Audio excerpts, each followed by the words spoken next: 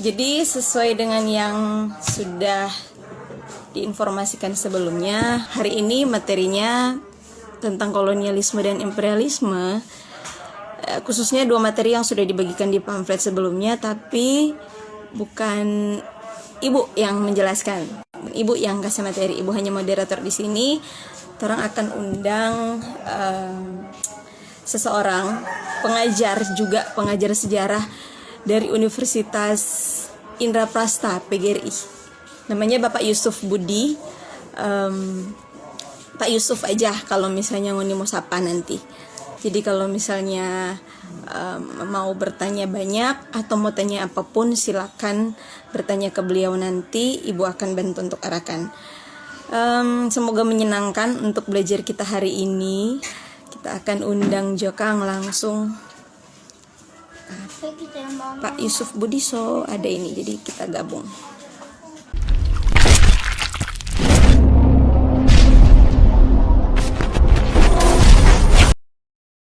Jadi terima kasih banget ya udah mau gabung sama Rex Mundi. Ya, jadi kita tuh lu bisa bagi ilmu ya, bagi kita. Udah nggak usah terlalu formal. Oke deh, kita mulai aja ya. Jadi itu kita tuh berharap lu bisa bagi ilmu ya sama kita di sini ya, Cup. Mungkin mereka bisa nyapa lu Bapak Yusuf kali ya, Pak Yusuf aja gitu. Ya, oke deh. Kita mau bahas dua materi nih. Dan makasih banget ya udah ngasih materi duluan gitu dalam bentuk tertulis. Jadi itu gini, sebenarnya kan gue mau ngasih sejarah lokal ya, Cup. Gue mau ngasih sejarah lokal, cuman mungkin narasumbernya harus lokal ya, biar mungkin lebih mantep gitu. Cuman adalah sesi tersendirinya udah gue pikirin buat hari bersejarah nanti ya, tanggal 20 Mei. Jadi nanti udah dibahas khusus sesi untuk sejarah lokalnya gitu. Nah sekarang kita bahas materi dua itu, Ratu Adil yang pertama sama Multatuli. Itu tuh biar ada pemahaman tentang secara nasionalnya aja gitu, secara nasional gitu, maksudnya ke anak-anak gimana. Kita mau langsung di pertanyaan aja apa gimana nih, Cup, bagusnya? Enaknya aja sih moderator, tapi emang materinya sebenarnya ini ya agak jauh ya.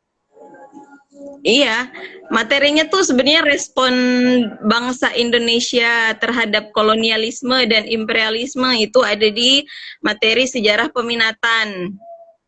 Materi sejarah peminatan kelas 11. Kelas 11 materinya. Nah, cuman mungkin dari beberapa diskusi mereka lebih tertarik membahas ini Multatuli Edward Dawes Dekker.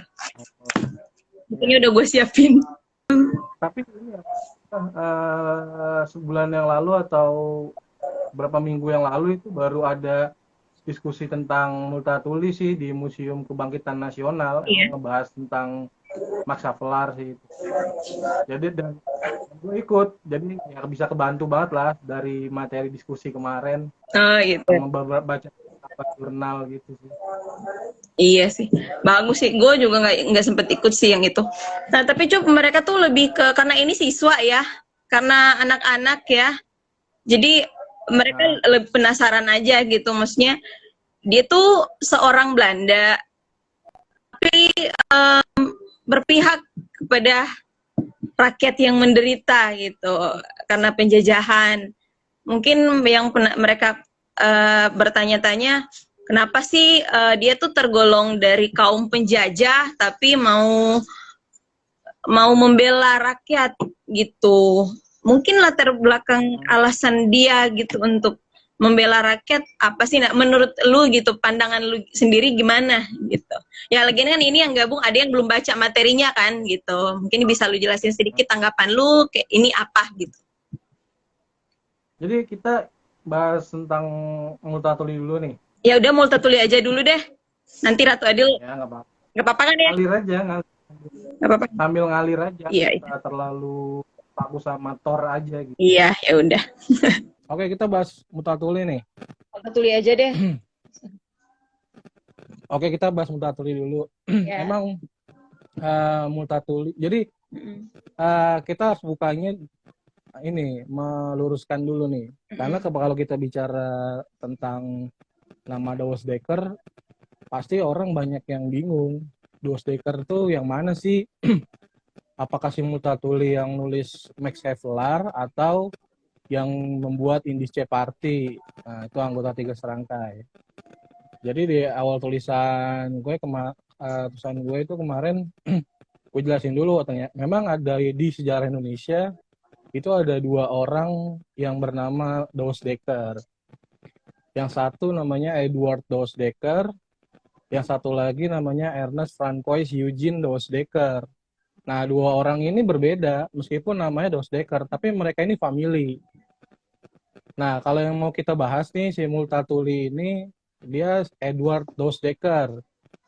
Nah, kalau yang yang mendirikan Indice Party dan anggota Tiga Serangkai bersama Cipto dan Ki Hajar Dewantara itu yang Ernest Francois Eugene Douwe Dekker atau si Danurja Setiabudi. Gitu. Jadi jangan sampai salah gitu karena namanya memang sama karena keduanya family. Kalau si Edward ini kakek sepupunya dari kakeknya si Setiabudi itu atau si Ernest Douwe Dekker.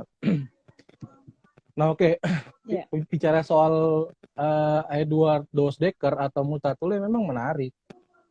Tadi sudah dijelaskan ya prolognya ya, dia adalah orang Belanda gitu ya. Tapi dia menulis sebuah roman atau novel gitu ya, yang isinya tuh justru memihak kepada rakyat Indonesia gitu. Ini ya novelnya ya, jadi yang di rumah belum ada ya, ini itu, ya novelnya ya.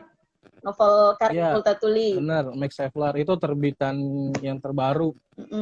Tapi gue sendiri sih belum kelar, sama. Belum kelar bacanya karena memang banyak pengamat sastra atau para sejarawan juga yang mengatakan bahwa dari segi bahasa penari novel itu nggak begitu baik gitu, nggak begitu bagus lah.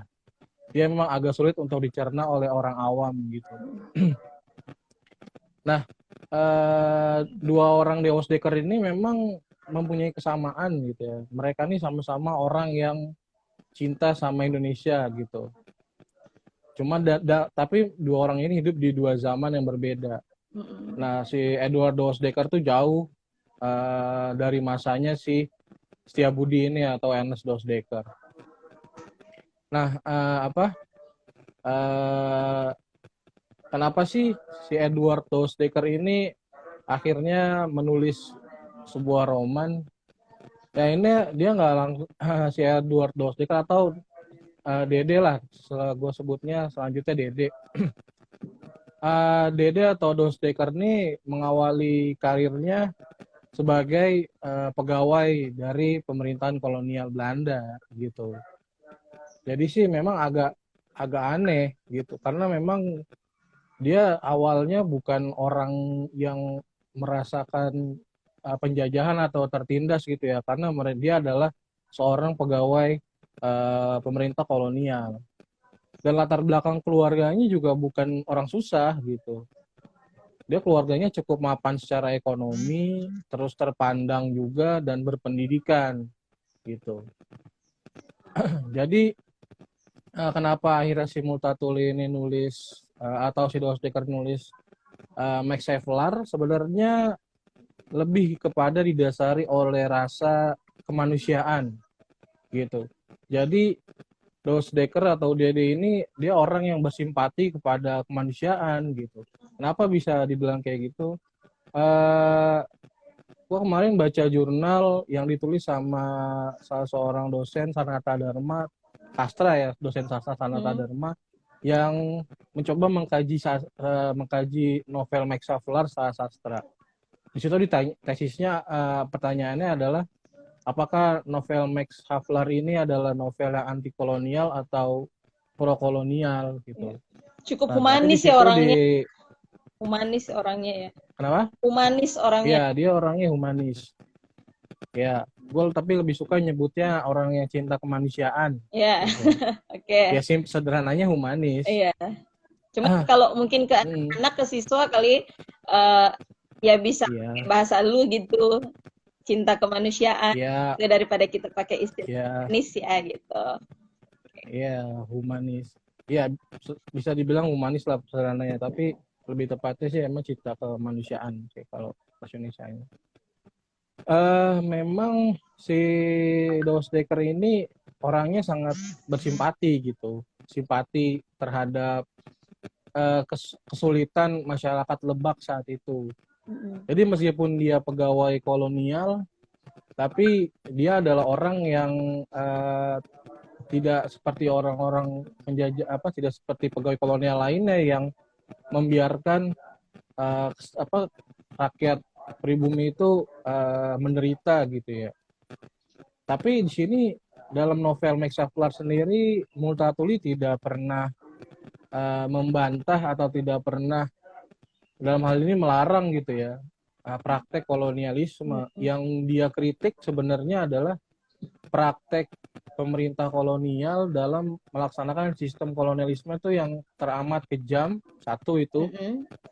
Yang kedua, dia mengkritik tindakan atau perilaku kesewenang-wenangan dari Bupati Lebak yang bernama Raden Adipati Kartanegara kalau nggak salah.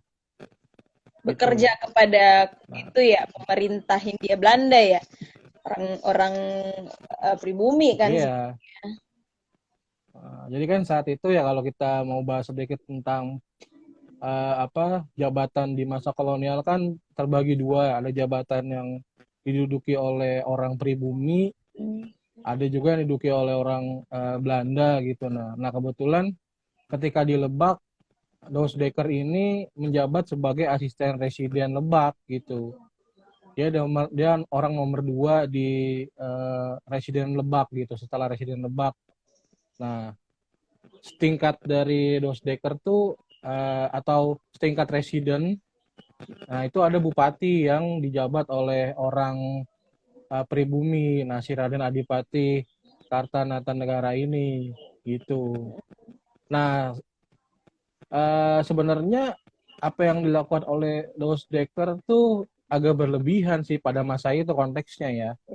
Karena pada saat itu apa yang disebut oleh Dos Dekker sebagai kesewenang-wenangan dari bupati itu sebenarnya hal yang biasa aja gitu. Kalau Nah, biasa makanya ketika gimana gitu, maksudnya biasa aja gimana kan gini, penyiksaan ya kan gitu.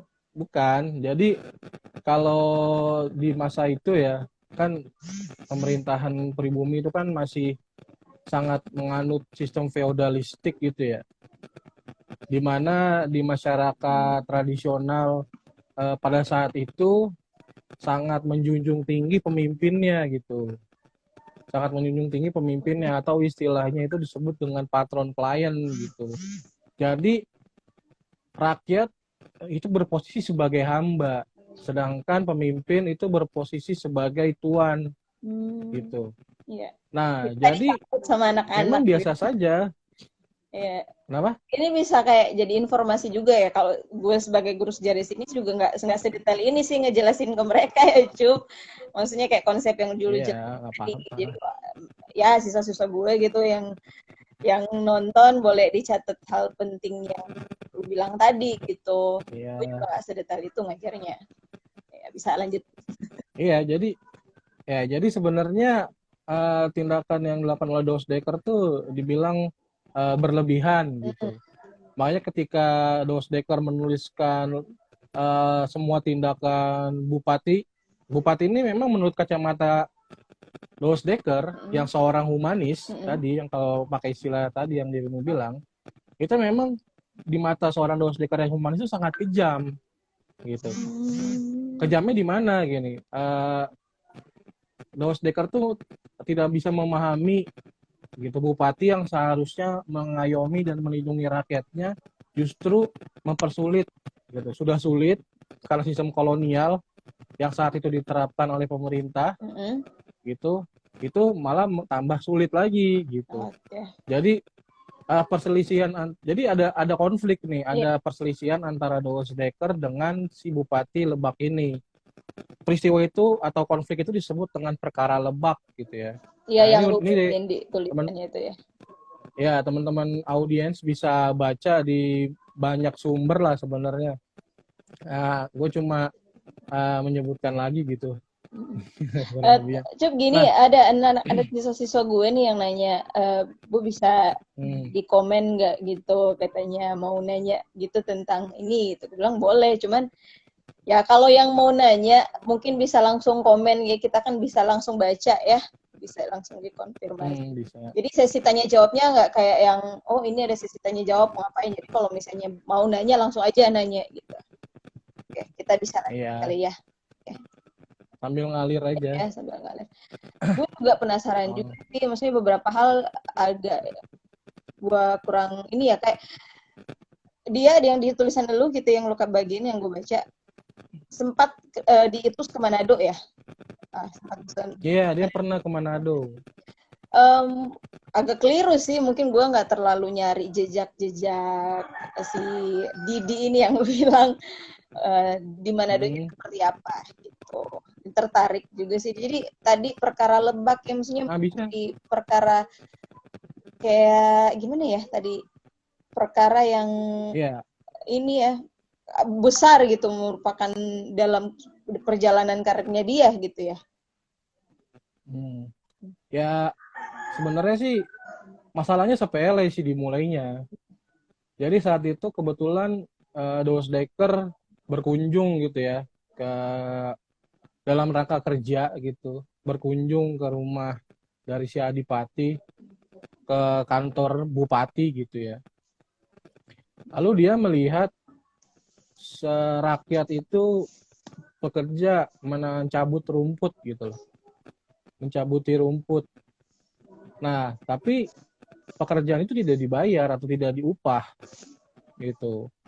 Nah, lalu Dos Dekker melihat beberapa kasus seperti kaki tangan atau pembantu-pembantu Bupati Lebak ini ketika mau menyambut atau mengadakan perjamuan sama bupati itu mereka atau si bupati ini merampas hasil bumi ya, entah itu padi atau apa, dan ternak gitu ya, rakyat Lebak. Nah, untuk dijadikan hidangan perjamuan gitu.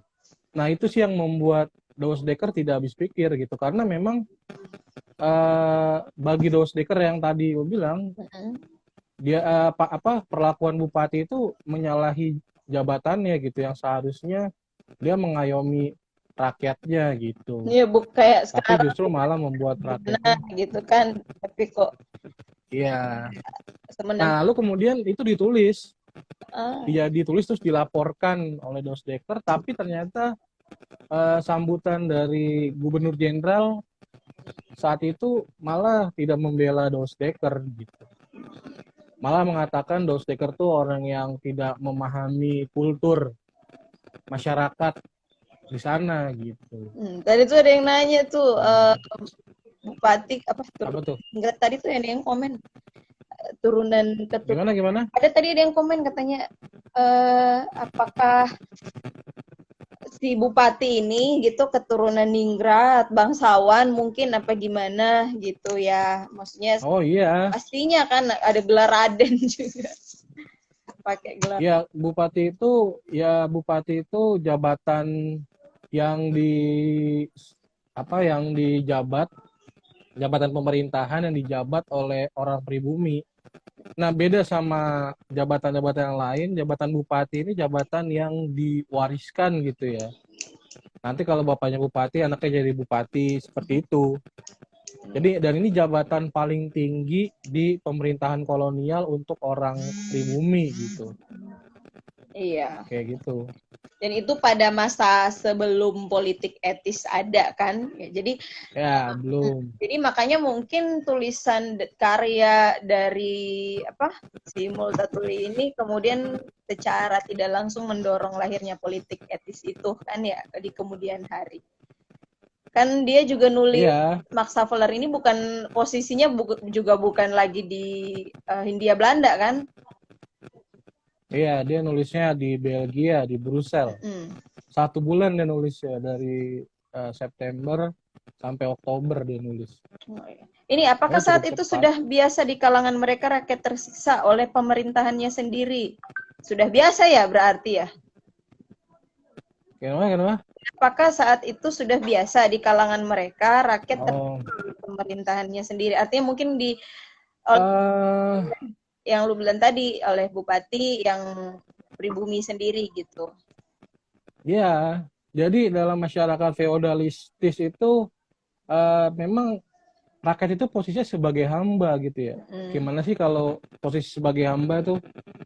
Ya, dalam bahasa yang lebih kasar mungkin bisa dikatakan sebagai budak, tapi nggak budak juga. Kalau budak tuh kan nggak punya hak apapun gitu Iya. ya. Tapi sebagai orang, jadi posisi rakyat saat itu tuh dia tidak bisa dan tidak boleh melawan apa yang diperintahkan oleh tuannya gitu.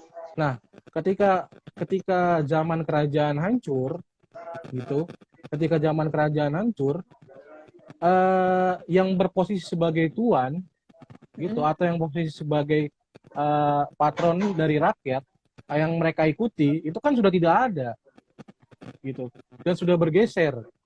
Raja-raja Nusantara kan sudah tidak ada, Iya. lalu kekuasaannya pindah ke pemerintah kolonial bangsa kulit putih. Nah, lalu kemudian di bangsa pribuminya ini kemudian eh, patron ini atau tuannya ini banyak jadinya.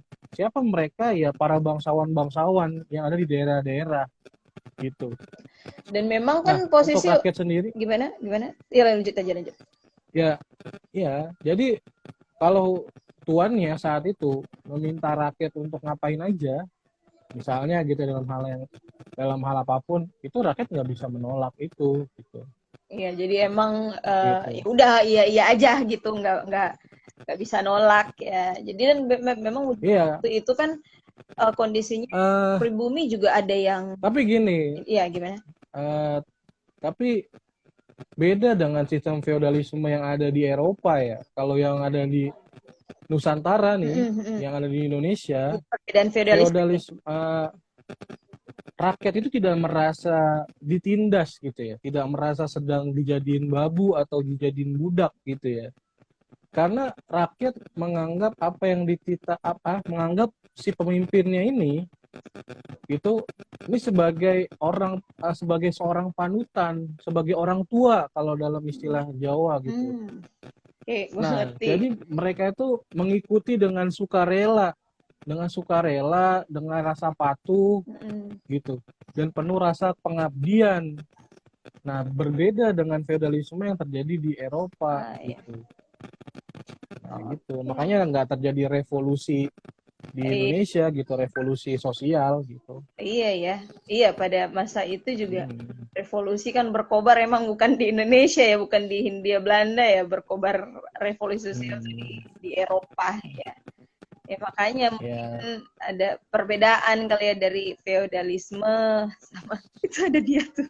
Itu siapa tuh yang nyapa tuh? Ada dia, iya, dia. Ibu Indramayu. Gabung dong, komen. Nonton juga. Jangan. Kita lagi diskusinya lagi serius nih ya kan. Udah lama nih nggak diskusi kayak Nggak usah gini. serius-serius. Udah lama kapan ya? Jam apa? Kita tuh diskusinya di Pendopo ya waktu itu. Pendopo Pasca. 2017. Diskusinya ini materinya siapa? Prof Diana. Gue inget tuh. Sampai apa ngerubah beberapa kali kelompok ya. 2 orang, 3 orang, 7 orang, 5 orang. Ya ampun. Filsafat ilmu. Cuman bermanfaat juga ya dari beliau. Nah, Ini Dos Dekker dibayar ketika menjadi menjadi budak. budak. Emang dia jadi budak, cuy? Enggak, ini enggak. Dos Jadi Dekker enggak. Dos Dekker jadi pegawai. Ya jelas dibayar, dia jadi PNS. Tadi juga ada yang nanya nih, waktu ke Manado gitu. Tadi ada yang nanya, Bu, tadi kalau waktu ke Manado si Dos Dekker itu kerjanya apa gitu katanya. Yang di sini kan dia sekretaris residen ya, mungkin bisa lu jelasin sedikit. Sekretaris residen kerjaannya apa sih? Kenapa harus diutus-utus gitu? terus ke sini gitu untuk bertugas. Nah, ini tuh kali ya. Kalau tugas secara rincinya, ya sekretaris itu ya tugasnya manajemen waktu pemimpinnya lah ya, bikin laporan, catatan, atau sederhananya kalau zaman dulu tuh sebagai juru tulis gitu lah, juru catat gitu lah.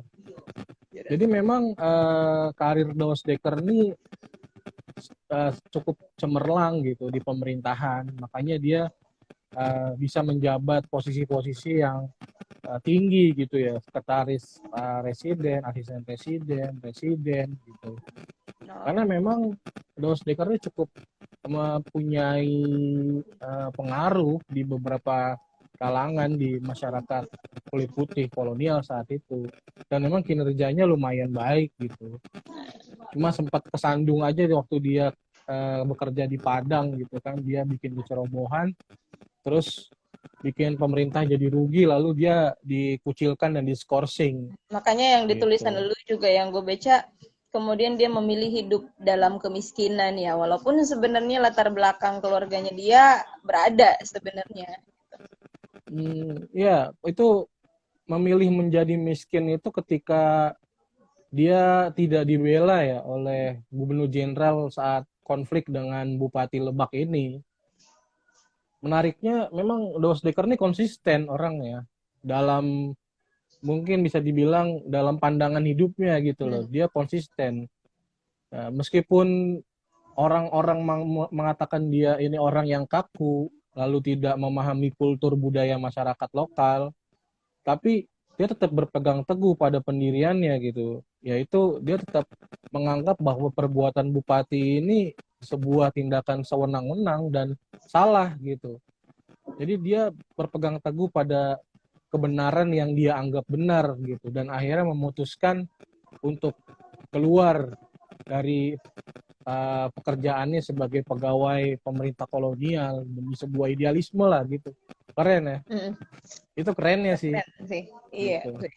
Dan dia yang di sini juga dia bilang perjuangan gitu. Apa sih perjuangkan bagi rakyat Indonesia. Nah ya apa yang dia tulis gitu ya, apa yang dia akan iya. satu bentuk perjuangannya dia. Makanya ada artikel di History ID nih, majalah sejarah online, yang mengatakan kita tuh punya kita tuh harus ada apa ya, ada utang budi lah sama Multatuli ini kan sebenarnya. Dos Dekker ya, Multatuli gitu. Ya, memang secara tidak langsung roman Max Havelaar itu mempunyai pengaruh bagi bagi kebijakan pemerintah kolonial gitu ya. Bisa tadi udah disebutin sama dirimu, terlaksananya sistem politik etis gitu. Lalu 10 tahun setelah Max Havelaar ini terbit, dicabut sistem tanam paksa gitu. Tapi waktu seminar di Museum Kebangkitan Nasional kemarin, gue sempet nanya dan berargumen sih. Argumennya agak nyeleneh emang. Di situ gue mencoba berpikir terbalik gitu ya. Ini sebenarnya kalau buat anak sekolah nanti jadi pusing. Pusingnya tuh nggak sesuai buku. Ya gue sempat mikirnya gini. Iya sih. Penerbitan Max Havelaar itu sebenarnya tidak terlepas dari upaya dari Dos Dekker ingin keluar dari hidupnya yang susah gitu. Jadi karena dia udah nggak jadi PNS, dia nggak punya kerjaan, nggak punya pemasukan, tapi dia punya bakat atau punya kemauan menulis gitu. Lalu dia tulis, itu kan lahirlah Max Havelaar. Kalau dirimu baca di website Museum Multatuli, di situ ada terjemahan berita atau terjemahan apa gitulah, yang menjelaskan sebenarnya novel ini booming di Eropa, tapi hak patennya bukan punya Dos Dekker atau Multatuli, tapi hak patennya dibeli sama penerbit. Jadi Multatuli tetap miskin gitu. tetap nggak bisa menikmati keuntungan dari karyanya dia gitu. Karena saat itu untuk menerbitkan buku di tahun 1860 itu sangat mahal. Bukunya juga dijual mahal saat itu. Mahal ya. Dan gempar gitu juga ya. Iya. Jadi waktu itu gue bilang, apakah sebuah kebetulan kalau misalnya terbitnya Max Havelaar ini berbarengan dengan semangat liberalisme dan humanisme di Eropa gitu saat itu. Ya meskipun tidak dijawab secara rinci sama pemateri saat itu, cuma ketika gue cari, memang di Belanda sedang sedang semangat yang namanya modernisme, terus humanisme gitu. Jadi novel-novel yang keluar di Eropa, yang terbit di Eropa pada periode 1860 nih atau pertengahan abad 19, itu sebenarnya roman-roman yang nggak serius gitu bahasan ceritanya gitu. Lalu kemudian muncul Max Havelaar yang kalau kata Pramudia tuh bisa dibilang sebagai novel dengan aliran realisme sosial pertama lah gitu, yang menceritakan tentang sisi kemanusiaan dari suatu masyarakat. Nah, jadi gara-gara novel Max Havelaar ini orang-orang Eropa jadi bisa tahu, oh ternyata ada yang salah dari sistem pemerintahan di negeri jajahan yang mereka laksanakan gitu. Gitu juga tahu ya, maksudnya pemerintahan berlangsung seperti apa. Makanya tadi ada yang nanya kayaknya, terus ada yang ngebela Didi nggak, ada yang membela Dostoevsky nggak gitu. Mungkin ada nggak yang berpihak ke dia gitu waktu itu. Oh, iya.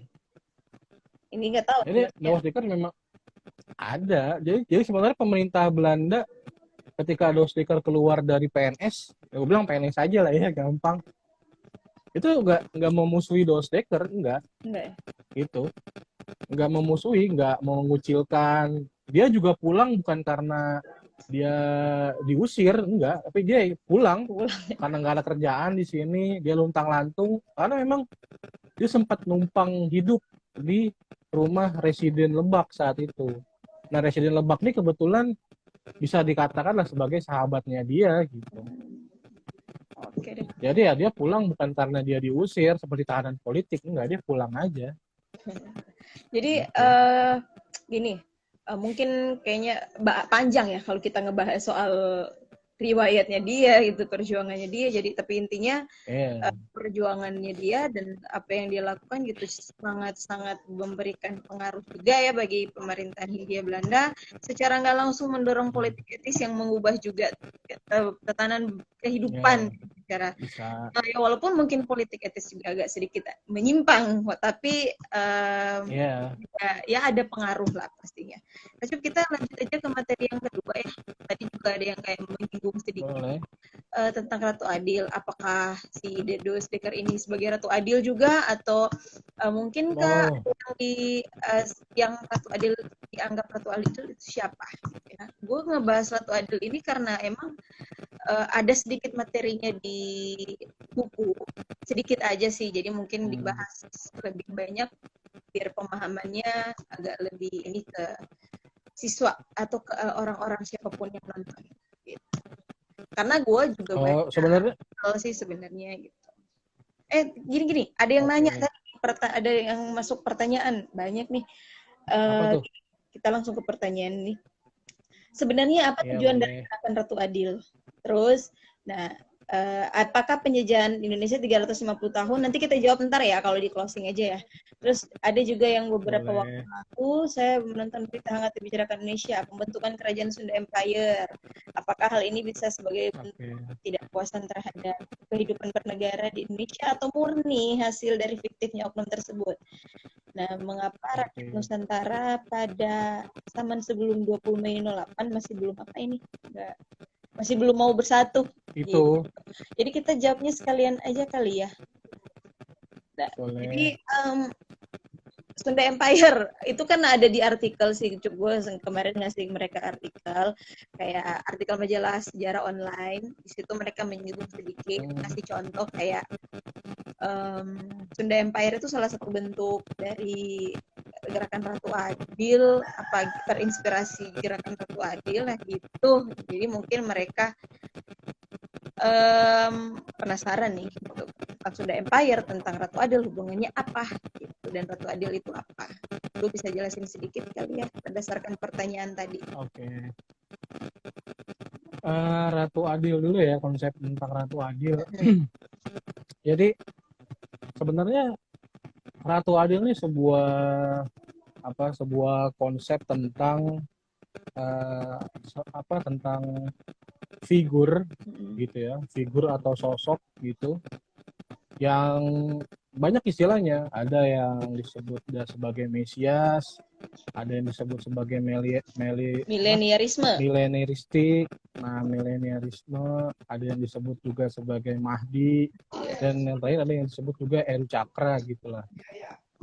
Nah, Ratu Adul sebenarnya sosok yang nanti gitu, sosok atau figur yang nantinya akan membawa masyarakat gitu dari zaman Kali Yuga atau zaman Edan kalau kata Ramalan Jayabaya gitu ya, itu ke zaman milenium, ke zaman keemasan gitu. Jadi Ratu Adil itu figur yang nanti muncul ketika zaman tuh sudah mulai sudah mulai chaos gitulah, tidak teratur, banyak ketimpangan, banyak kesenjangan, pokoknya zaman yang buruk gitu. Nanti sosok Ratu Adil ini muncul, nah, membawa masyarakat atau rakyat nih ke kehidupan yang lebih baik. Gitu. Berharap ada tokoh yang dapat memberikan pertolongan kali ya, lebih tepatnya. Iya gitu.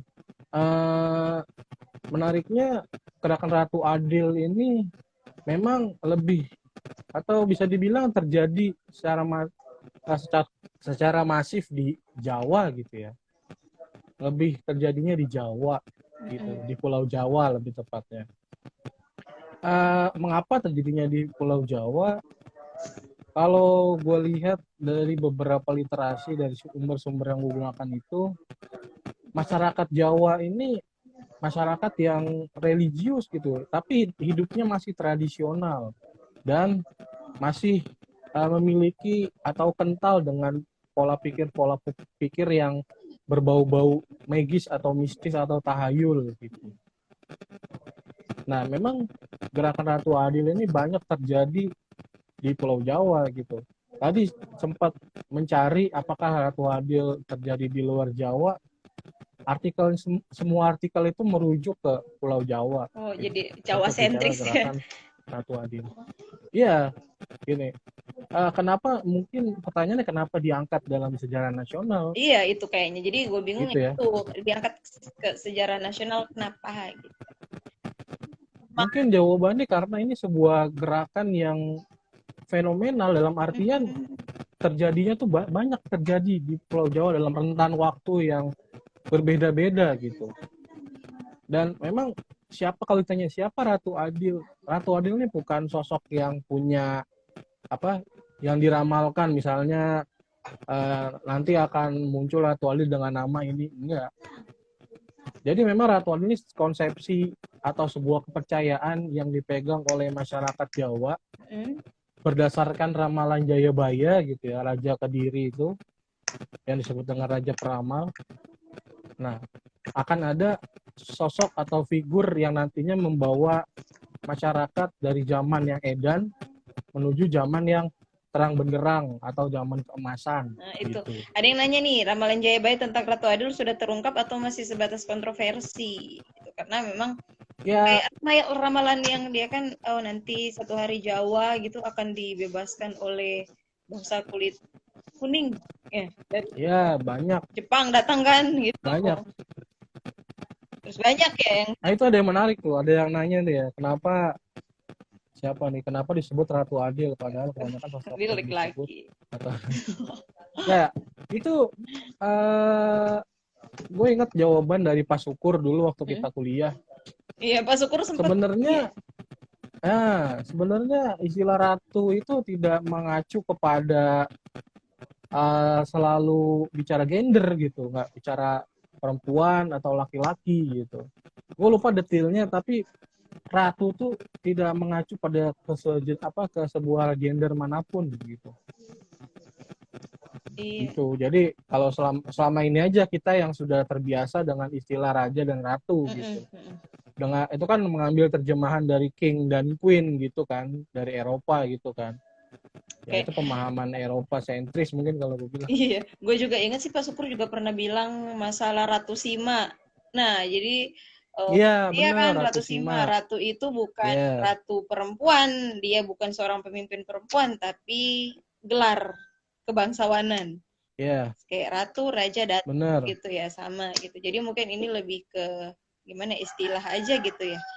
Jadi bukan Iya, itu ada penjelasan itu nanti ahli bahasa ini linguistik nanti yang lebih dulu tepat kalau kita ngejawabnya juga gitu nanti lah. agak keliru nanti jawabnya nanti. Ini ya Cup, ini Nah, mungkin oke, gimana? Kayak kalau ya, menurut, apaan? gue sih ini kita waktunya karena kita memaksimalkan sejam ya 60 menit. Nanti apa tulisan lu gue share, gue bagi siapapun yang mau minta nanti gue email ataupun gue sebar juga. Nah, bisa kita tangkap nih apa yang lu bilang tadi Ratu Adil itu gimana gerakannya dan di Jawa gitu merujuknya ya, bukan keluar Jawa. Ya. Tapi Ini gimana? sedikit ya biar biar biar lebih ringkas. Jadi Ratu Adil ini apa gerakan yang memang lebih didasari gitu ya, didasari oleh gerakan keagamaan. Didasari. Keagamaannya ini kalau gue baca beberapa literasi gitu, jurnal atau buku yang ditulis oleh Satono tentang Ratu Adil sendiri, memang mengarahnya ke Islam dan ke kepercayaan. Karena nggak semuanya bicara soal Islam, ada yang beberapa kepercayaan seperti yang Shamanisme itu kan dia kepercayaan. Jadi memang gerakan Ratu Adil ini didasari oleh gerakan keagamaan gitu. Iya, jadi Kenapa? Karena rakyat Jawa yang masih tradisional dan religius saat itu ketika mendapatkan sebuah kesengsaraan atau mendapatkan musibah, mereka selalu mencari jawaban-jawaban jawaban-jawaban di dalam pembenaran agama gitu. Nah, tadi juga lu bilang soal Sunda Empire dan lain-lain gitu ya. Kalau itu bukan gerakan Ratu Adil sih sebenarnya. Itu lebih kepada gerakan, kalau kata Prof. Agus Asmunandar ada di artikel Historia itu lebih condong kepada gerakan romantisme lah. Gerakan yang rindu pada kejayaan di masa lalu sehingga mereka akhirnya mencoba membangun kembali tradisi-tradisi yang udah hampir punah, tradisi-tradisi masa lalu, tapi justru cenderung mengarah ke hal-hal yang bersifat negatif ya, penipuan gitu. Iya sih. Jadi bukan datang sebagai juru selamat ya mereka ya. Iya, dia bukan Ratu Adil karena syarat untuk menjadi seorang Ratu Adil gitu ya, itu ada syarat mutlaknya. Syarat mutlaknya itu orang ini mengaku, ya sebenarnya udah banyak sih orang-orang yang mengaku Ratu Adil. Ya orang-orang ini yang mengaku kalau dia tuh mendapatkan wangsit, wahyu gitu. Nah, mereka mengatakan bahwa wahyu atau wangsit itulah yang menjadi tanda bahwa mereka adalah Ratu Adil gitu. Oke. Gini, kita udah mau selesai nih, sebentar lagi nih, 10 menit lagi nih ya. Cup, kita jawab satu pertanyaan. Ya, kalau mau disambung, sambung aja. Sambung aja kali ya, nanti kalau udah... Boleh. Sambil nungguin buka puasa sih kalau ngabuburit. Oke deh. Jadi makanya banyak pertanyaan, jadi nanti kita sambung aja kali ya. Kalau misalnya terhenti. Boleh. Tapi kita mau jawab satu pertanyaan lagi nih kayaknya. Ada yang nanya, apakah penjajahan Indonesia 350 tahun sedangkan Indonesia baru diulang bersatu 1928. Nah mungkin dia ini ya, ada buku bukan 350 tahun dijajah kalau yang nanya. GJ Racing. Cuman gue berat banget baca ini, beneran. Bukunya Racing, ya. Ya mungkin kan sebenarnya sih udah kali ya konsep ini. Iya. Nasionalisme mulai merasuki. Gimana nih? 360 tahun. Ya sebenarnya apa bedanya 360 tahun sama 1928 atau 1919 gitu. Toh kita juga sama-sama dijajah gitu kan. Cuma kan memang kita butuh legitimasi gitu lah, kita butuh patokan patokan tahun untuk cara belajar secara kronologis ya. Keras nih suaranya nih. Kersek-kersek nih. Iya. Mau apa angkatan perang? Hilang nggak? Udah hilang. Udah. Lagi nih. Oke. Lagi. Nih. Oke. Sudah. Ya, sedikit sih. Ya. Oke. Jadi gimana tadi? Gue juga ingat Pak Anhar Punggung pernah kita bukan 350 tahun sejarawan. Iya. Iya, 360 tahun tuh apa ya? 360 tahun itu kan menurut perhitungan ketika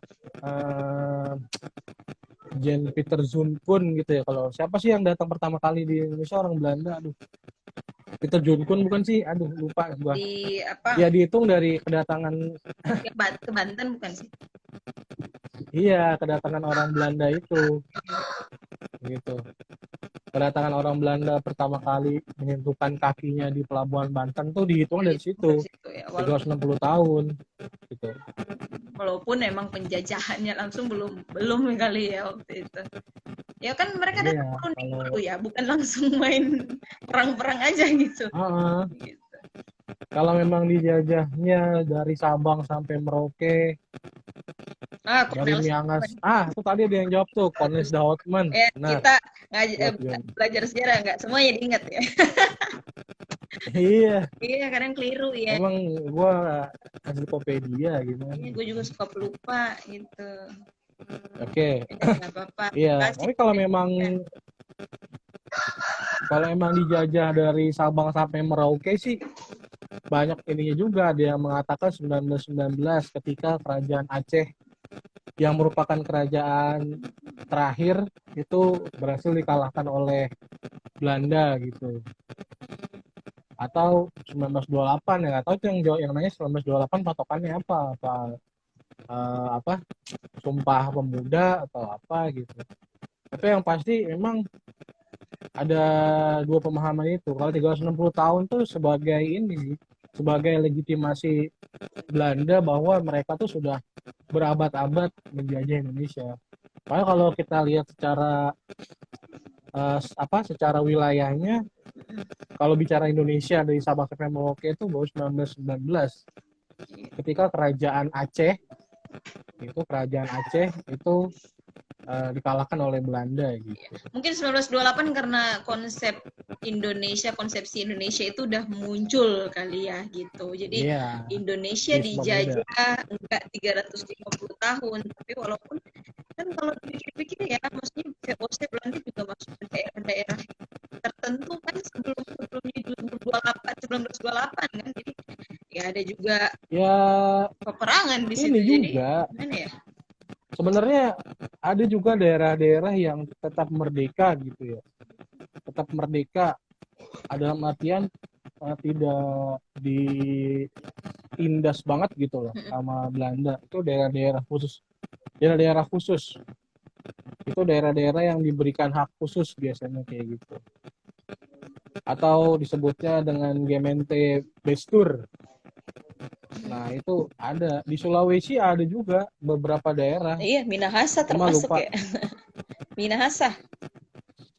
Oh, Minahasa juga. Minahasa nggak termasuk tidak terlalu merasakan apa yang seperti Jawa rasakan. Ini suaranya masih kersek-kersek kah? Iya, di lu apa kali ya? Ini kayaknya handsfree-nya nggak masuk. Udah nggak usah pakai headset deh.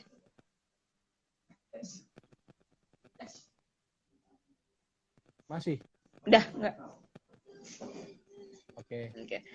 Di Minahasa nggak terlalu merasakan seperti apa yang Jawa rasakan atau di Sumatera bagian utara di Aceh rasakan gitu, enggak. Mereka di sini lebih ke situasi yang agak adem sih.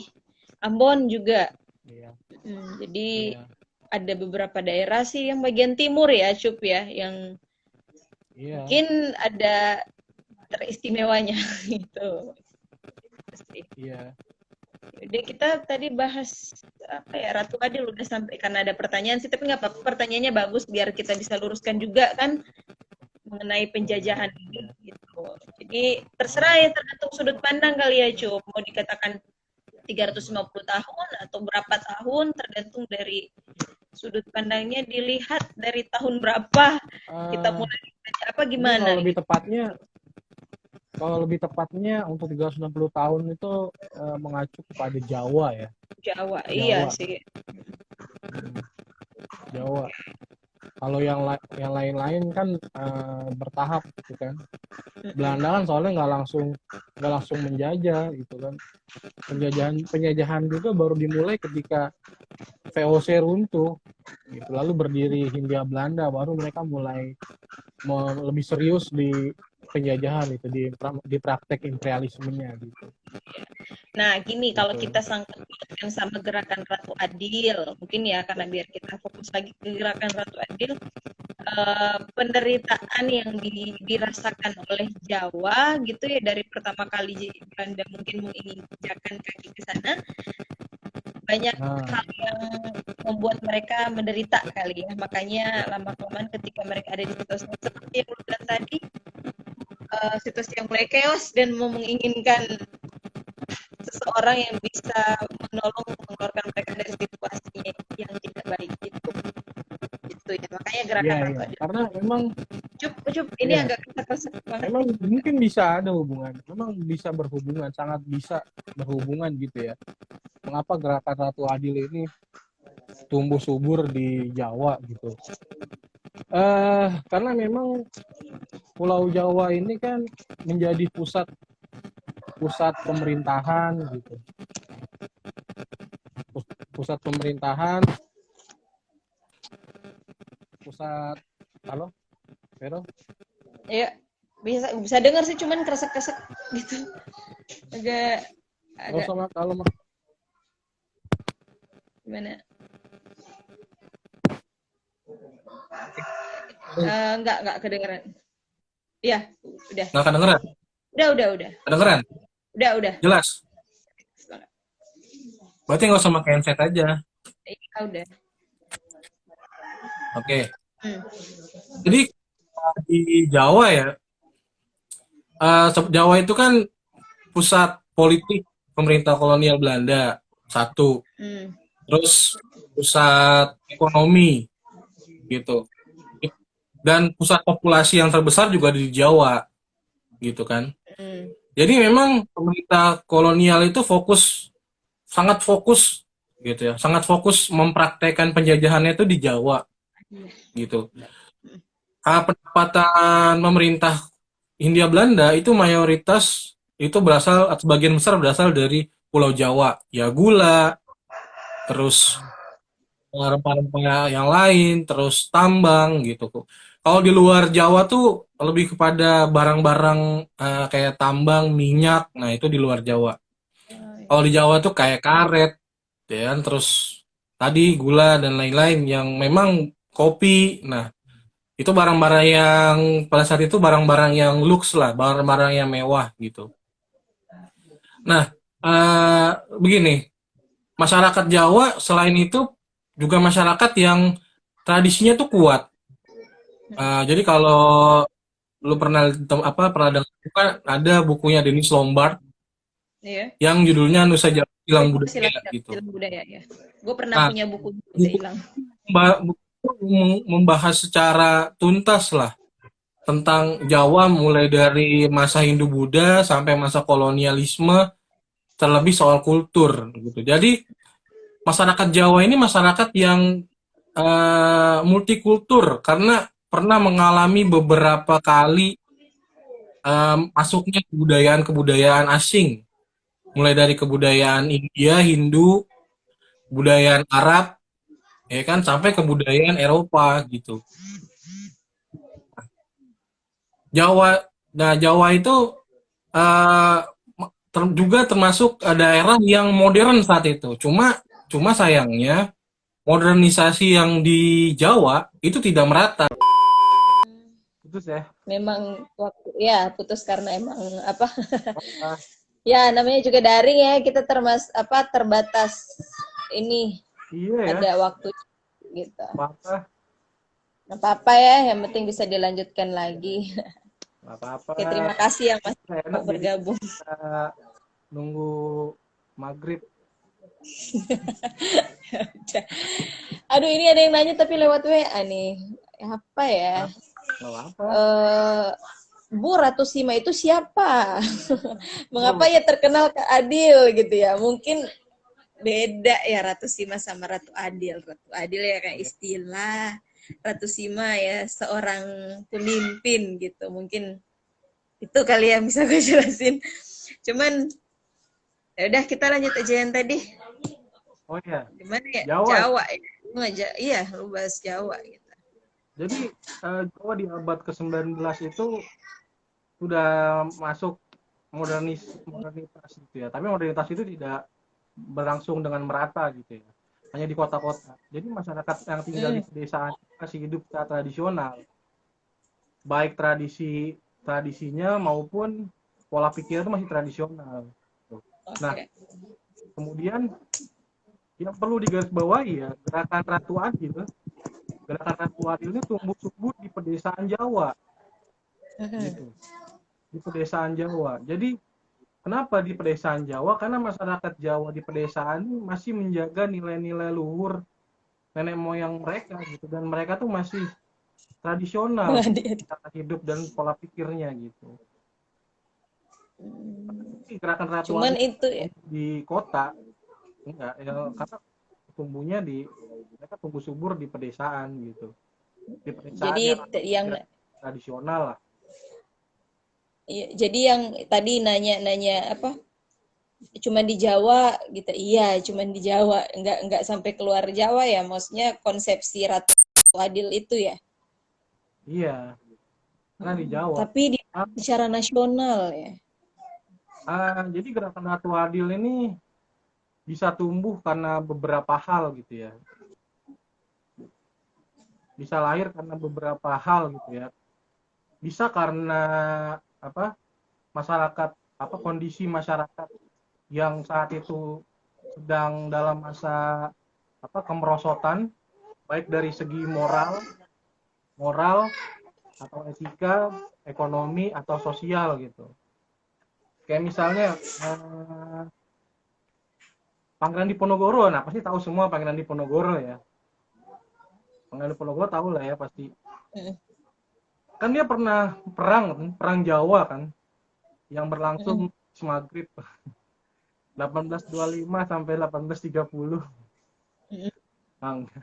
Jadi Diponegoro itu kan pernah perang Jawa. Nah, untuk menarik pendukung gitu ya, pendukung semakin banyak gitu. Ini kalau mau lengkapnya teman-teman bisa baca bukunya Peter Carey tentang perang Jawa atau tentang Diponegoro. Itu bukunya ada banyak ya, ada 4 yang membahas tentang perang Diponegoro. Jadi untuk menarik pengikut yang banyak, nah ini menarik nih, Pangeran Diponegoro ini mengganti figur dirinya dia gitu. Kan kalau kalian lihat di buku-buku pelajaran itu kan Diponegoro itu kan pakai baju putih-putih gitu kan, sorban gitu kan. Iya. Nah, itu sebenarnya kostum Pangeran Diponegoro yang menghubungkan dirinya gitu dengan gerakan Ratu Adil. Nah, selain itu Pangeran Diponegoro juga mengganti nama kalau nggak salah. Nah, namanya itu kalau gue lupa panjangnya apa gitu.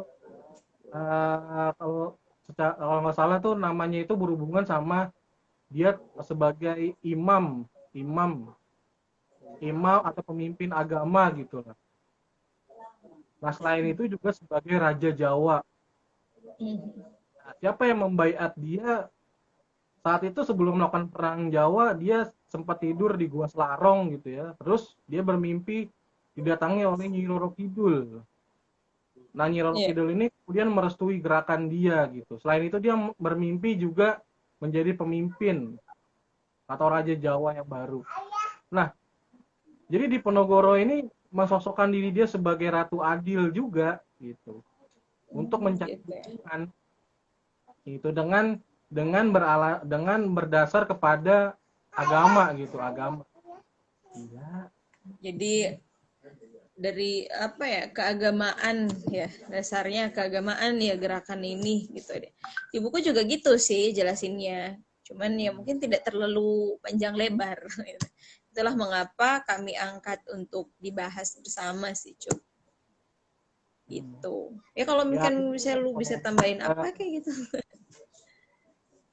ya ekonomi juga ada, yang sosial juga ada. Kalau yang ekonomi itu pemberontakan petani di Banten atau di Cilegon 1888 itu sebenarnya lebih didasari oleh kepentingan ekonomi gitu. Rakyat atau petani di Banten, di Cilegon itu merasa ditindas atau diperlakukan sewenang-wenang oleh pemerintah kolonial. Banten ya. Ya, di Banten. Nah, Ini lalu juga kemudian ada artikel nih, Historia Majalah Sejarah Online, mengaku sosok istimewa untuk memikat para petani. Mengaku diri nah, sebagai raja atau tokoh istimewa bukan kali ini saja terjadi. Dulu ada yang mengaku Sunan Kalijaga hingga Imam Mahdi. iya, itu Dulu banyak. di Ya petani. kalau di modern sekarang juga udah ada sih sebenarnya, banyak kan orang-orang yang mengaku dirinya sebagai nabi baru gitu kan, atau Iya, ya banyak kan, emang. baru. Nah, itu gitu. Jadi memang gerakan Ratu Adil ini gerakan yang memang erat hubungannya sama keagamaan gitu. Cuman gue mau nanya nih, gue mau nanya. Ini kan gerakan Ratu Adil ini materinya keselip di antara materi perlawanan terhadap kolonialisme dan imperialisme. Seberapa besar sih ngaruhnya gerakan ini dengan perlawanan untuk kolonialisme dan imperialisme? Gitu. Nah, Seberapa ngaruhnya gitu gerakan ini? gerakan Ratu Adil nih selalu bergesekan atau selalu diakhiri dengan sebuah perlawanan atau pemberontakan bersenjata. Nah, makanya Gitu kenapa ya? masuknya dalam bab tentang perlawanan, karena banyak gerakan Ratu Adil ini yang berakhir menjadi sebuah perlawanan rakyat yang dipimpin oleh sosok figur Ratu Adil terhadap pemerintah kolonial yang kejam gitu. Jadi dianggap sebagai gerakan perlawanan memang, meskipun motivasinya bisa motivasi pribadi gitu, atau motivasi kelompok gitu. Tapi kan ini kita Akhirnya bicara ya, akhirnya bikin pemberontakan gitu ya. iya. Dan memang pemerintah kolonial tuh nggak suka ada sosok figur gitu. Ratu Adul ini tuh dia pemerintah Belanda nggak suka karena dianggap sebagai figur yang merusak keharmonisan gitu ya, atau merusak keamanan dan ketertiban, trust and order gitu. Nah gitu. Oh, gitu. Iya, Oh, jadi iya. dibantai lah, dibas sama pemerintah kolonial gitu. Kayak pemberontakan petani di Banten itu hancur, terus apa tadi di Ponorogo. Tapi tadi berhubungan sama pertanyaan siswa yang perempuan ya. Tapi ada juga ternyata Ratu Adil yang perempuan itu terjadi di Sumedang. Oh, Nah, ada ya. ada seorang perempuan kalau nggak salah namanya Nyi Aceh, itu di Sumedang dia mengaku sebagai perempuan suci gitu. Lalu dia mendirikan sebuah keraton, bisa dibilang kayak gitu. Oh, ya. Tapi kebanyakan Gitu ya. laki-laki Ratu Adil itu. Karena memang kalau kita bicara soal kultur budaya, masyarakat Jawa itu kan masyarakat yang primordial gitu, yang patriarki, di mana laki-laki punya peran yang besar gitu ya dalam sistem sosial gitu. Jadi nggak perempuan, bukan gerakan Oke. feminis. Bukan perempuan semuanya ya. Ya Jadi bukan. ratu. Sama kayak Ratu Sima juga, bukan berarti dia perempuan ya, maksudnya. Tapi gini, gue sampai sekarang ada siswa yang nanya ke gue gini, ibu-ibu pernah bilang, kata itu, pernah bilang Ratu Sima itu bukan perempuan, tapi dia katanya menemukan satu fakta bahwa ada kok pemimpin kerajaan Jawa perempuan gitu kan. Gue inget sih sebenarnya Pak Syukur tuh pernah bilang sebenarnya di Jawa itu tidak, apa gue salah dengar, apa gue salah nangkep, apa benar, apa gimana ya Cup, kalau di Jawa itu perempuan bukan tidak, seharusnya tidak menyandang gelar pemimpin kerajaan gitu. Ya. Makanya ratu ini bukan dia perempuan tapi ratu gelar kebangsawanan saja gitu sih. Benar nggak sih? Kan lu ngampu juga ini ya mata kuliah sejarah kuno ya. Indonesia kuno kan. Ya, gimana nih? Memang perempuan itu emang tidak memimpin satu kerajaan, ada sebenarnya. Sebenarnya ada beberapa ya, cuma ada beberapa di beberapa kerajaan tuh yang pernah dipimpin oleh seorang ratu yang bergender perempuan gitu. Seperti pernah kalau nggak salah di Majapahit juga pernah ada dipimpin oleh perempuan, cuma namanya lupa gua. Oh, Kalau pernah ada berarti. Namanya agak susah ya, gitu. Ada beberapa, tapi tidak lama, tidak pernah lama, gitu. Artiannya dalam arti itu cuma kepemimpinan transisi saja. Jadi dia hanya bersifat sementara gitu. Kayak aduh lupa tuh pernah dia cukup, kalau nggak salah aslinya Aditya Warman atau siapa ya? Kalau salah kan nanti jadi sesat. Iya, kalau salah sesat. Makanya gue juga takut juga sih ngajar kadang-kadang gitu, takut salah ngomong, salah informasi apa gimana, menyesatkan kan akhirnya. Ya, tapi pernah ada memang, pernah. Tapi tidak pemerintahan yang lama gitu ya. Tapi hanya pemerintahan yang sementara aja. Nanti akhirnya pemerintahan itu kembali ke laki-laki gitu, ke raja. Oke deh. Cup gini, banyak sekali ya yang lu berikan hari ini gitu materinya, dan gimana ya, kayaknya banyak yang kami dapatkan. Gue sebagai guru juga banyak hal-hal baru yang gue dapatkan. Terus juga anak-anak mungkin siswa-siswa lebih mengerti kali ya apa yang lu jelaskan dibanding gue sebagai gurunya di kelas. Karena kan ngajarnya materinya sekarang secara ini ya, online ya. Kadang juga nggak apa ya, nggak nyampe juga dengan baik ya materinya ke mereka. Dan gue terima kasih banget lu udah mau berbagi cerita, berbagi ilmu bersama kami ya SMA Rex Mundi. Semoga di lain kesempatan lu bisa gabung lagi ya.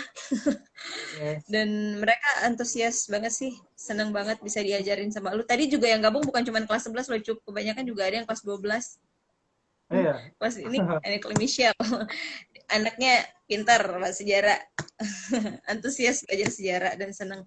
Jadi banyak kelas 12 yang gue lihat gabung, dan kayaknya mereka senang banget nih bisa dengar materi langsung dari lo.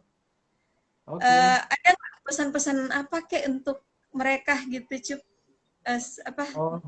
Tentang belajar sejarah apa gimana gitu, baca buku biar nggak bosen, kan lu jago banget ya baca buku. Iya. Gue pesan ya. Gue juga dulu kan sebelum beralih profesi juga guru, tapi tetap di dunia pendidikan gitulah. Tetap pengajar kan? Pengajar gitu ya, karena emang ya gue suka ngajar lah intinya gitu, suka berbagi ilmu ke anak-anak gitu kan. Dan kalau ngajar kan bisa tetap muda secara abadi gitu, meskipun kalau umur nambah terus. Pesan-pesannya sih gini ya, pesan-pesannya belajar buat siswa ya teman-teman semua harus sebenarnya dari sekarang itu harus mulai menghilangkan mindset atau pola pikir bahwa belajar sejarah itu menghafal saja gitu. Tapi bukan berarti menghafal itu tidak penting. Karena begini, karena tidak ada pelajaran apapun, mau yang di IPS mau yang di IPA, itu nggak ada pelajaran yang tidak menghafal. Semuanya dihafal. Semuanya dihafal. Olahraga seni dihafal. Juga. Nggak dihafal. Agama dihafal. Seni, belajar lagu harus Apa lirik? Mesti dihafal. Nggak ada orang yang terlahir langsung bisa gitu ya. Nggak ada ya, kecuali dia memang ya orang yang luar biasa gitu. Nah, jadi sejarah itu penting. Gue dulu suka bilang ke siswa gue gitu. Ke mahasiswa juga sering bilang seperti ini. Pernah nggak sih kalian berpikir siapa yang menyuruh kita untuk belajar sejarah gitu? Mereka jawabnya normatif gitu ya. Guru pak, kepala sekolah pak, menteri. Tapi sebenarnya bukan mereka semua yang menyuruh kita belajar sejarah gitu. Yang menyuruh kita belajar sejarah itu Tuhan sebenarnya, Tuhan. Nah, gue Islam, lu Kristen. Di kitab suci kita, itu kan banyak yang menceritakan tentang kisah-kisah di masa lalu gitu kan. Surat-surat yang berhubungan dengan peristiwa yang sudah berlalu gitu, atau peristiwa sejarah. Iya. Apakah Tuhan iseng menyuruh kita mempelajari ayat-ayat yang ada hubungannya dengan peristiwa di masa lalu gitu? Kan enggak gitu kan? Artinya kan belajar sejarah itu penting, dan yang menyuruh itu bukan manusia sih, yang menyuruh kita belajar sejarah itu Tuhan. Kenapa? Karena dari sejarah tuh kita bisa mengambil nilai-nilai. Nah, ini ada yang perlu lagi gua sampaikan. Belajar sejarah itu bukan soal siapa yang benar, siapa yang salah, tapi belajar sejarah tuh yang penting adalah dari belajar sejarah apa yang bisa kita ambil, nilai-nilai apa yang bisa kita ambil, dan apa yang bisa gunakan di masa depan gitu. Nah, seburuk-buruknya sebuah peristiwa sejarah pasti ada yang baik gitu. Kita tidak boleh terjebak pada persoalan benar dan salah. Itu biarkan saja itu menjadi masalah sejarawan. Tapi kalau peserta didik, siswa, dan guru sejarah nggak usah pusing-pusing mikirin siapa yang benar, siapa yang salah gitu. Nah, jadi itu. Dan yang terakhir, belajar sejarah itu gunanya banyak gitu, bukan cuma buat mendapatkan nilai. Coba aja kita refleksi film-film yang ada di Hollywood. Banyak sekali film-film yang sudah mulai mengambil genre-genre sejarah. Artinya sejarah itu sebenarnya sudah mulai dipandang komersil gitu. Jadi bisa mendapatkan keuntungan. Jadi kalau belajar sejarah bukan nggak ada gunanya juga gitu. Jadi sekarang gunanya juga sudah komersil. Kita bisa menulis cerita, membuat film, menjadi inspirasi banyak. Cuma terkadang kan sejarah sebagai itu. Iya, cuma terkadang orang Indonesia itu kan lebih cepat menilai gitu, lebih cepat menilai. Iya, Lebih cepat ngomong dulu baru mikir, bukan mikir dulu baru ngomong gitu. Kadang gue juga gitu sih. Manusiawi ya. Sejarah itu penting lah. Karena yang menyuruh kita belajar sejarah itu Tuhan, bukan siapa-siapa gitu. Iya. Oke deh. Itu aja. Udah. Terima kasih ya Ucup. Jadi yang ngajar sejarah bukan manusia, yang suruh belajar sejarah bukan manusia, tapi Tuhan. Karena kita juga diciptakan Tuhan ya, yang mengukir sejarah manusia kan, bukan benda mati. Tapi selama manusia ada gitu, sejarah akan terus ada. Makanya gue sering bilang ke mereka juga, yang namanya kenangan gitu, ada yang manis loh. Gak semua kenangan buruk. Gitu. Karena yang kita ingat itu selalu nostalgia, ya. Kan gue juga, gue malu sekarang kita kayak reunian lagi ya, kita dulu bareng di kelas bareng kan, dulu kita belajar bareng, dan sekarang akhirnya dengan profesi kita bisa saling bagi ilmu ya. Terima kasih juga ya Cup, maksudnya bukan cuma mereka kayaknya yang dapat ilmu sore ini, gue juga pribadi merefresh kembali gitu. Banyak hal yang gue nggak tahu mungkin di sini ataupun agak keliru, dan itu diluruskan kembali. Apa ya, mungkinlah kedepannya kalau kita ajak gabung lagi, mau nggak? Boleh. Materi boleh ya? Iya. Boleh. Kayaknya iya, bulan Ramadan juga ya, pahala. Bulan Ramadan kok, tenang aja. Iya, Cup, mungkin minggu depan gue ngajak ini kali ya, Bang Jai.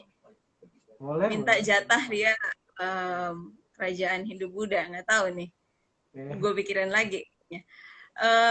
Sekali lagi makasih ya Cup.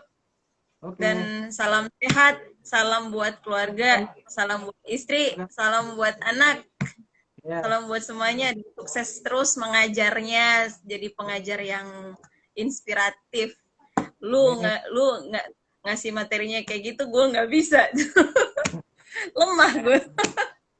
Gue kebanyakan tuh kalau anak-anak nanya, bentar ya nyari artikelnya dulu, bentar ya ibu baca dulu, atau siapa yang bisa bantu jawab, gue nggak bisa langsung jawab aja gitu. Cuman ya sama namanya juga manusia, gue butuh belajar lagi. Iyalah, belajar sampai kapan aja coy. Iya, terima kasih ya. Jadi untuk adik-adik semua, mungkin kalau ada yang gabung dan belum menerima materi dari Pak Yusuf, mungkin bisa komen nanti di DM akun Rex Mundi. Jadiin podcast tadi bisa jadiin podcast. Iya, email apa mereka bisa ngirim emailnya buat gue kirim materi lu ya. Bisa ya disebar ya materinya? Boleh kan ya? Iya. Nanti ya, semoga bermanfaat untuk semua.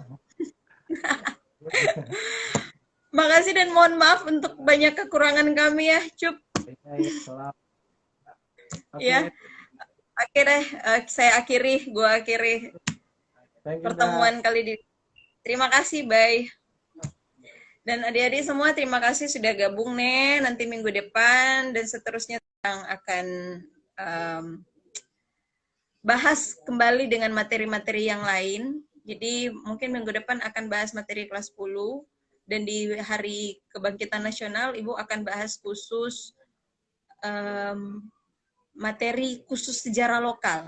Nah, jadi di Hari Kebangkitan Nasional nanti akan ada sesi khusus mau bahas tentang sejarah lokal nih, sejarah perjuangan-perjuangan di lokal itu seperti apa, pahlawan-pahlawan di lokal di Manado, di Sulawesi Utara itu seperti apa, nanti kita akan bahas di sesi tersendiri. Terima kasih so gabung dengan diskusi di sore hari ini, semoga bermanfaat untuk semua. Makasih nih, mohon maaf sebaiknya ngonipe kuat sita banyak sekali guys yang terima kasih. Nanti akan dibahas. Kalau ada yang suka bahas apa, mungkin di kelas lain, IPA ke atau kelas 10 ke atau kelas 12 yang lulus atau apa, boleh request. Mau bahas apa, nanti Ibu hadirkan pemateri yang seperti tadi. Hebat-hebat. Ngoni semua hebat dan akan jadi generasi mungkin lebih hebat dari Ibu ataupun pemateri yang tadi. Terima kasih semuanya. Sehat selalu. Jaga kesehatan dan terima kasih, sampai jumpa untuk materi selanjutnya. Bye.